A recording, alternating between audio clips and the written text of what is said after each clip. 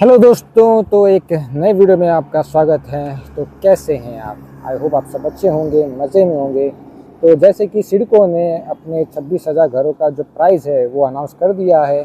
तो आज से हम जो डिफरेंट लोकेशन है वहाँ पर फ्लैट का रेंट कितना होगा, मार्केट प्राइस कितना होगा और आज से कुछ साल के बाद आपको कितना अप्रिसिएशन मिलेगा, वो हम डिस्कस करेंगे। तो आज का जो वीडियो होगा वो खारकोपर लोकेशन का होगा।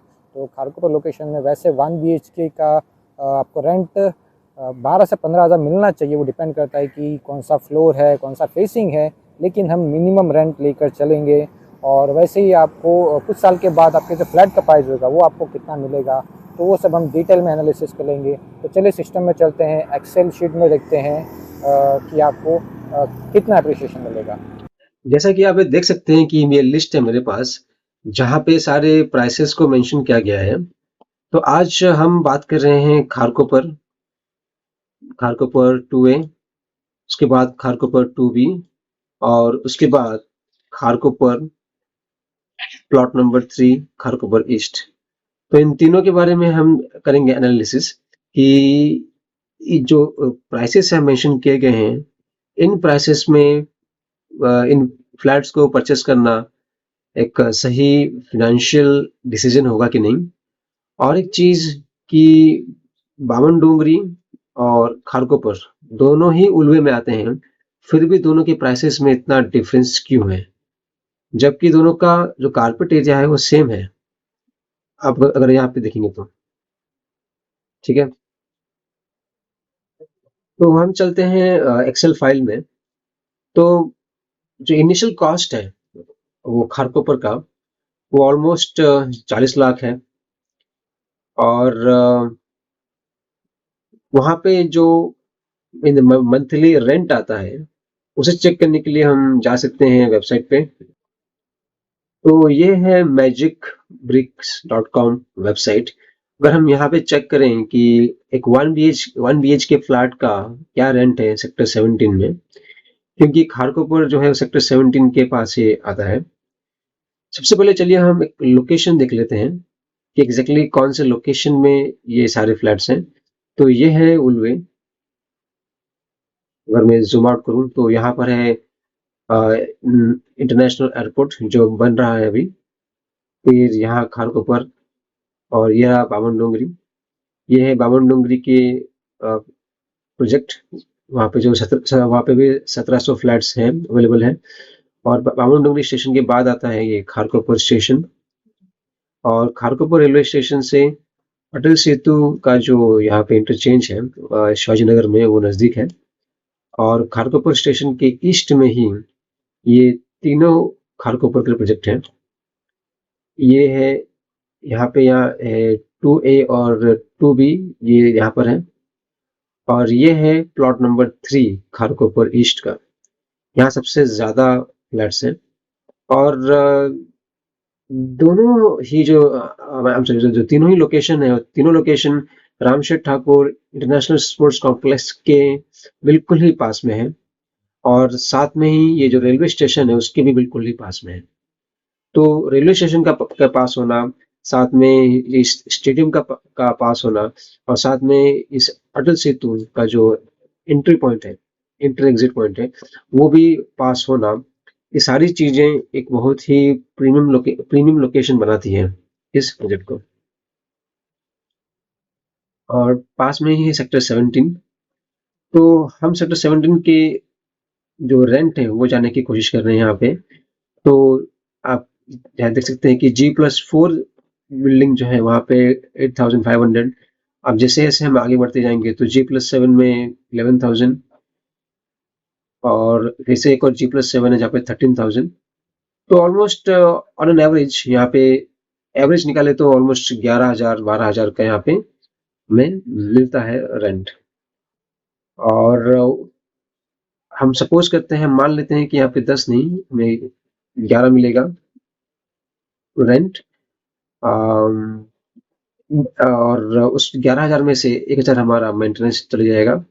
तो हमारे पास मिलेंगे 10,000। तो 10,000 जो मंथली रेंटल इनकम होगा वो साल का हो जाएगा 1,20,000। ठीक है।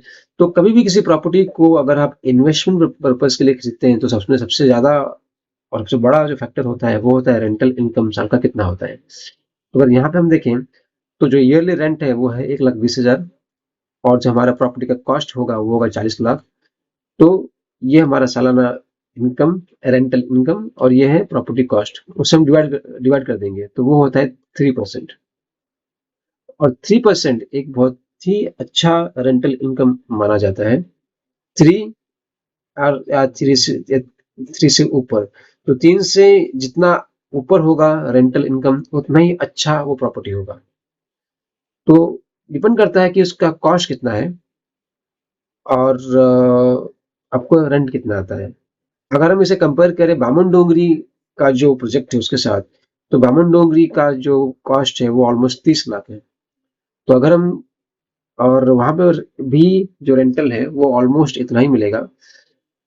और अगर हम उसके कॉस्ट से डिवाइड करें तो 40 की घटा के हमें 30 लाख करना पड़ेगा।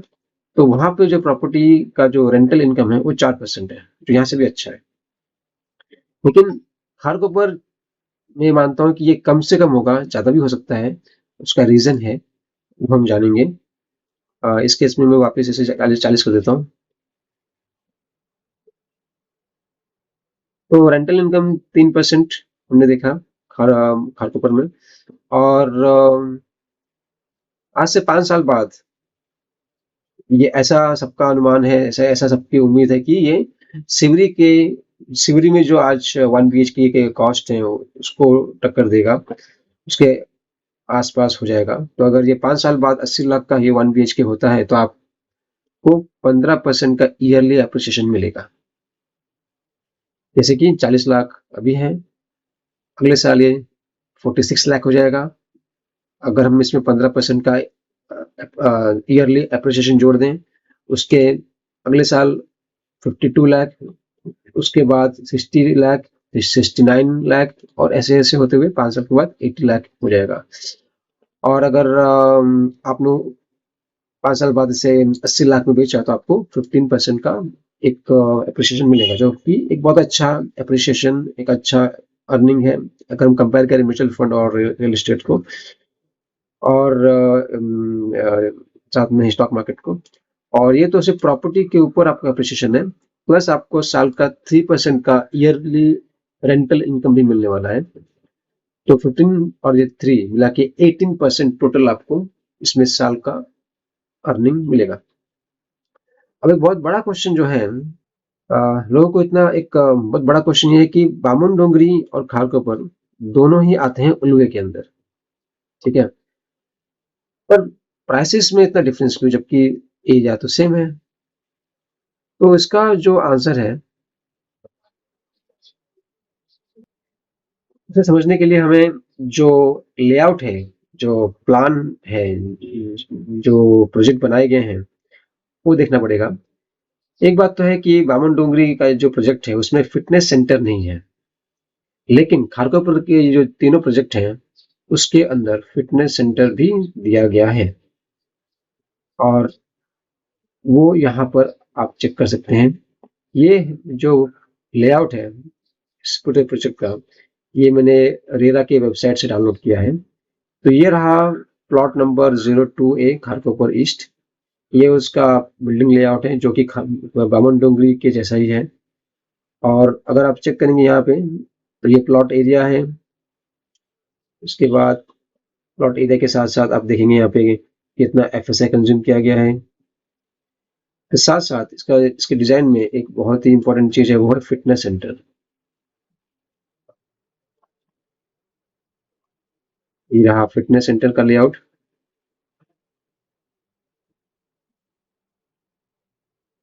ये इसके डायमेंशंस हैं,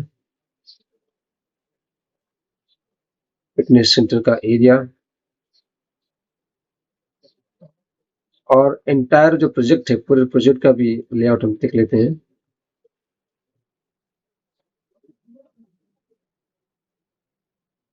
तो यहाँ पे 3 बिल्डिंग्स हैं और 3 बिल्डिंग के साथ ये एक फिटनेस सेंटर है। तो ये तो है प्रोजेक्ट प्लॉट नंबर 02A। साथ में हम देखते हैं दूसरा, और वो है प्लॉट नंबर 02B। उसके अंदर भी सेम लेआउट है, जैसे बामन डोंगरी का प्रोजेक्ट है। तो यहाँ पे प्लॉट 2A 2B और 2C तीनों साथ में ही एक दूसरे के आसपास है, और इसके अंदर भी एक फिटनेस सेंटर है। ये उसका लेआउट है उस प्रोजेक्ट का। और जो तीसरा है वो है प्लॉट नंबर 3। वहां पर सबसे ज्यादा फ्लैट्स हैं, और वहां पर भी एक फिटनेस सेंटर है। ये है फिटनेस सेंटर का मैप, और ये पूरे प्रोजेक्ट का मैप। और इस प्रोजेक्ट में यहाँ पर है फिटनेस सेंटर, और ये सारी बिल्डिंग्स हैं। और इस प्रोजेक्ट के अंदर यहाँ पे शॉप्स भी अवेलेबल है, कमर्शियल शॉप। इसकी जिसका ऑप्शन बाद में होगा, जब होगा मैं आपको उसके बारे में भी नोटिफिकेशन दूंगा। हम चेक करते हैं यहाँ पे डिटेल्स। ये रहा plot number 3, Kharkopar station east. और साथ में उसमें कितने बिल्डिंग्स हैं वो सब डिटेल्स यहाँ पे मेंशन किया गया है। इसके बारे में मैं एक डिटेल वीडियो बनाऊंगा। और अगर हम बात करें इन जो फ्लैट्स हैं, इन फ्लैट्स का एरिया क्या होगा, तो एरिया भी सेम होने वाला है जो कि बामन डोंगरी स्टेशन के पास का जो सर्कल प्रोजेक्ट है उसका। आप देख सकते हैं यहाँ पे प्लॉट नंबर 3 खारकोपर, ये बिल्डिंग्स हैं। और ये 1 BHK के फ्लैट्स, 1 BHK A1 P उनके लिए है जो फिजिकली चैलेंज्ड हैं उनके लिए। और ये कारपेट एरिया ये स्क्वायर मीटर्स में है, तो 27.23, 27.18, 27.48 ये 3 टाइप के फ्लैट्स हैं जो कि बामन डोंगरी में भी ऑलमोस्ट सेम है। तो ये सारे डिटेल्स हैं। सेम है यहाँ पर भी प्लॉट नंबर 2A 2B भी 2A 2B, वहां पर भी फ्लैट्स के साइज सेम है। तो ये एग्जैक्टली 322 स्क्वायर फीट नहीं होता है, इससे थोड़ा सा कम है ये। शॉप जो है वो बहुत ही कम अवेलेबल है 2A और 2B में। यहाँ पर हम देख सकते हैं कि यहाँ पे 3 और 1 4, एक 3 और 1 4 टोटल 4 शॉप्स अवेलेबल हैं प्लॉट 2B में। और अगर हम प्लॉट 2A में देखें तो वहां पर तो शॉप है ही नहीं। तो 2B में शॉप का कोई प्लान नहीं है।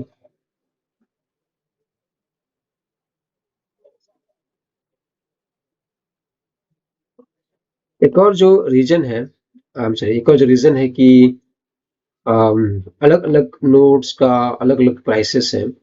ये भी हो सकता है क्योंकि जो जमीन है जहाँ पे ये सारे प्रोजेक्ट्स बन रहे हैं, उस जमीन का कॉस्ट भी अलग अलग है। तो मेरे पास ये लिस्ट है जहाँ पे मेंशन किया गया है reserve price of land in various nodes and surrounding area in नई मुंबई। और यह साल 1 अप्रैल 2023 से लेके 31 मार्च 2024 तक का। ये 31 मार्च 2023 का एक फाइल पीडीएफ फाइल है मेरे पास। तो ये मुझे सिडको के साइट से मिला है। तो आप देख सकते हैं कि यहाँ पे मेंशन किया गया है the board of directors of CIDCO has approved the proposal of the revision in reserve prices of node surrounding area in नई मुंबई। वहाँ पे देख सकते हैं कि जो एरोली है वहाँ पे जो जमीन का कॉस्ट है rupees per square metre, Airoli में है 14,000, एकेंसोली 12,000। सबसे जो महंगा है वो है वाशी, 24,000, सानपाड़ा, नेरुल और खारगर, बेलापुर। ये जो है ये सारे ये थोड़े कॉस्टली हैं अगर कंपेयर करें हम उल्वे के साथ। उल्वे सबसे कम प्राइस में मेंशन किया गया है यहाँ पे। तो ज़मीन का जो कॉस्ट है वो भी बहुत इम्पोर्टेंट होता है कि जो प्रोजेक्ट बनेगा उस वहाँ पे उसका प्राइस क्या होगा। तो जो मेरा ओवरऑल अगर आप मेरा जो ओपिनियन है,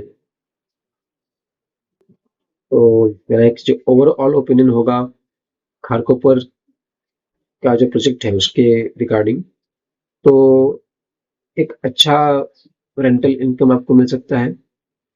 तो ये प्रोजेक्ट जो है खारकोपर का, वो LIG जो लार्ज इनकम ग्रुप है, फिर लोअर इनकम ग्रुप उनके लिए है जिनका इनकम 6 लाख से ज़्यादा है साल का।